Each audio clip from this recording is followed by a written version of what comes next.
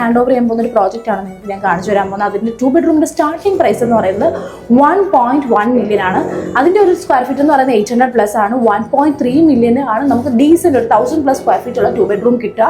30-70 payment plan ആണ്. ഞാൻ നിങ്ങൾക്ക് അപ്പാർട്ട്മെൻറ്റ് ഒന്ന് കാണിച്ചു തരാം. സിൽക്കൻ സെൻട്രൽ മോളിൻ്റെ അടുത്തുനിന്ന് 10 മിനിറ്റ്സ് മാത്രമേ വരുന്നുള്ളൂ. അപ്പോൾ നമുക്ക് അപ്പാർട്ട്മെൻറ്റ് കണ്ടിട്ട് വരാം.